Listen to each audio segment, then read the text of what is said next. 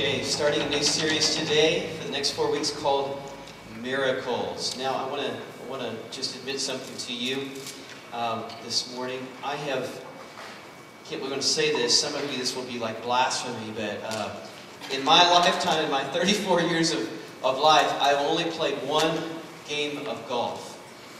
And one game, it was about 5 years ago, and it was very memorable.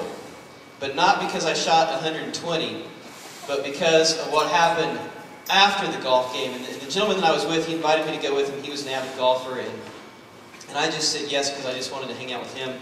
And they were some folks that went to our church, the church we were at the time. And on the way back, we were sitting in his car, and we were going back, and I was thinking, man, it takes a long time to play golf. I had no clue. And I was kind of worn out and a little bit frustrated, and he got a call from his wife. His name was Thomas, her name is Carla. And Carla called him. She had just been to the doctor. And let me explain about Carla and Thomas. Carla had hepatitis C. And she got it from a blood transfusion that she had when she had her first child. And she had been dealing with this for quite some time and was going through some treatments for that. And as I was in the car with Thomas, I could tell the look on his face was just very peculiar, and he was like, what? What? What? And he hung up, and I go, what was it? He goes, well, that was Carla. She just went to the doctor. I was like, well, what's going on? What's happening? And he said, the doctor said that she doesn't have hepatitis C anymore. And I was like, are you serious? And he was like, yes, it's not there. And he was dumbfounded. He had this puzzled look on his face, and sure enough, we talked to her later, and she was just ecstatic. She had gone back to the doctor a second time, and it was completely gone.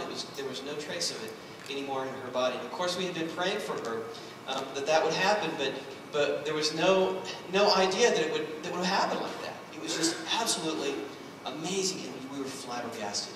And the only thing that we could say is, yeah, she was taking some medicine, but it was kind of more just to make her life better, and kind of, it wasn't a cure for it. And the only thing that we could say is, somehow, God just did that. It was a miracle. And sure enough, we just looked at it from a whole bunch of points of view, and we thought, man, God has done something amazing. It was so cool. And so if you were to ask me today, you would say, Andrew, do you believe that God can still do miracles today? I would say, yes, absolutely. I believe He does.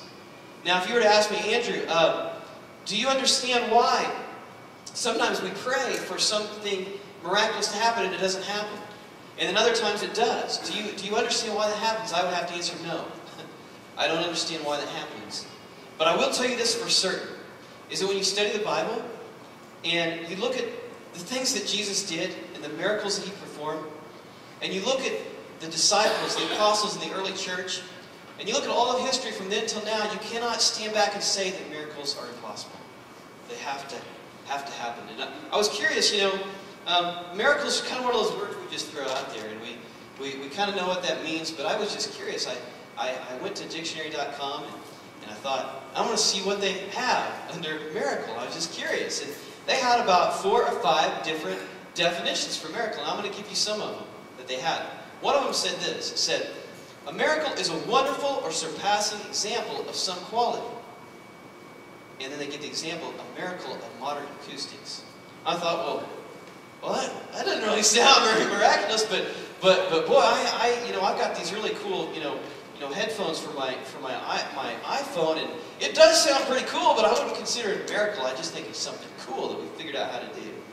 And then one of the definitions was this: it was a wonder or a marvel. And I thought, yeah, that when that happened to that woman, that was a marvel. There's no doubt. And then one of the definitions was this. It said this: a miracle is an effect or an extraordinary event in the physical world that surpasses all known human or natural powers and is ascribed to a supernatural cause. And I really think that probably hits the nail on the head more than anything right there. Something that happens in the physical world that we cannot humanly explain. Somehow God transverses this realm that we know, and He does something that we cannot explain, and we maybe don't even sometimes understand, for sure. Well, look, guys, this is what we're going to do in the next 4 weeks. We're going to look at 4 miracles of Jesus. And we're going to study them, and we're going to we're gonna really dig into them. And my prayer is that in some way this might expand your faith to look at things in a different way. And this might even challenge some of you to look at some things in ways that you never have before.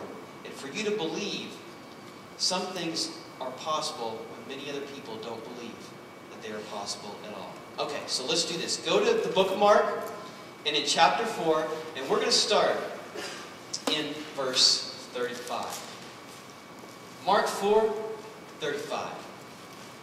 That day, when evening came, Jesus said to his disciples, "Let's go over to the other side of the lake." Leaving the crowd behind, they took him along, just as he was in the boat. There were also other boats with him. A furious squall came up, and the waves broke over the boat so that it was nearly swamped. Now, something that I need to explain. This was the Sea of Galilee, and the way the geography is in that place, it's very, very far below sea level. And there are huge mountains that are on either sides of this place. And because of the climate and the terrain and the situation, what is a very big body of water that can be calm one minute can actually become very, very tumultuous the next minute. And so that's what's going on. And this was obviously a very bad storm because here's what happened. Now, of course, Jesus was in the stern sleeping on a cushion. And the disciples woke him and said, "Teacher, don't you care if we drown?"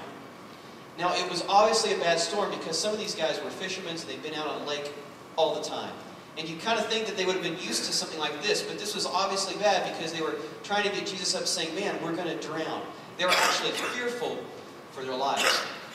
Just out of curiosity, do we have any boat people that are here that have a boat or like to go out on boats and do that? You may have a few of those people. Let me ask you this. Have any of you ever been in a situation in your life where you've been in a scared water situation? Can anybody relate to that before? That is one of the most scary things that I've ever come up across. We're not boat people, but I remember when I was a kid, we had some friends that were boat people. And we went out on their boat one time, and they had this really cool device called a zip sled. And the zip sled was this plastic sled that was attached to the boat. And I see some of you are smiling because you've been on those. And I was watching. I'd never been on one of these things before. And I was watching as we were pulling my friends on the boat, and they would go for about 3 or 4 minutes, and then the guy that was driving the boat would start to kind of turn, and then they would just go flying off of that zip sled, just skid across the water, and we just really got a kick out of watching people wipe out on this thing. And I was going to go last, and I determined that, you know what? I'm not going to come off with that zip sled. And I just thought, I'm gonna win. I mean, I saw it as a contest, even though that's not what we were doing. So I got on that zip sled, and I just said, you know, white knuckles on the deal, I'm not coming off of here.